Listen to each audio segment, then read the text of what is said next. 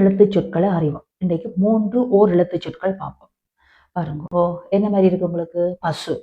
இது நாள் வரைக்கும் பசு என்றுதான் உங்களுக்கு தெரியும். பசு பால் தரும் என்று தெரிஞ்சிருப்பீங்க. இந்த பசுவுக்கு ஆ என்று ஒரு பெயர் இருக்கு. ஆ ஆ என்று சொன்னால் பசு. ஆ. அதே நேரம் பாருங்க, இது பூ. பூவுக்குரிய எழுத்த பாருங்க, பூ. பூவன்னா பூ. இதை பாருங்க, ஈ. இவரை பாருங்க, ஈ என்ன? ஈ.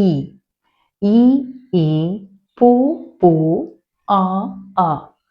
ஆ ஆ என்று சொன்னால் பசு என்று படிக்கிறோம். இப்ப ஆ 10 வருகுது வீதியால் என்று சொன்னா என்ன சொல்லுங்க? ஆ என்று சொன்னா பசு.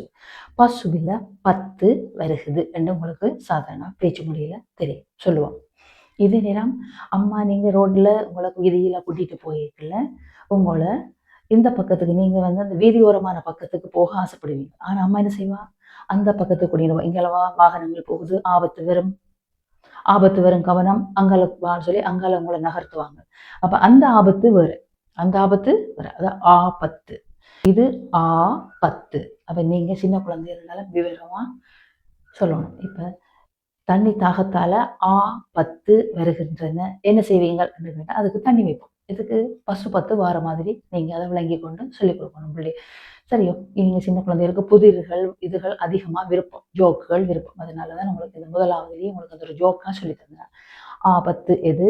ஆ 10 எது என்று தெரியும். ஆ என்று சொன்னால் பசு, பூ என்று சொன்னால் பூ, ஈ என்று சொன்னால் ஈ. இல்லையான ஒருத்தருக்குமே பிடிக்காது. இவர் ஒரு பிடிக்காத சாமன். என்ன? இது ஒரு பூச்சி இனம். இது எங்களுக்கு டிஸ்டர்ப் பண்றது, சாப்பாட்டிலேயே இருக்க மக்களுக்கு வருத்தத்தை உண்டு பண்றது. இவர் தான் எங்களுக்கு டைபாய்ட் என்ற ஒரு காய்ச்சலை கொண்டு வர ஒரு கெட்ட பூச்சி. அதனால இவரை கிட்ட வர விடாதீங்க வீட்டுல. அதனால இவருக்கு பேரை மட்டும் ஞாபகத்துல வச்சிருக்கோம். இவருக்கு பேர் ஈ. பாடத்தை நிறைவு செய்வோம், தொடர்ந்து கற்போம்.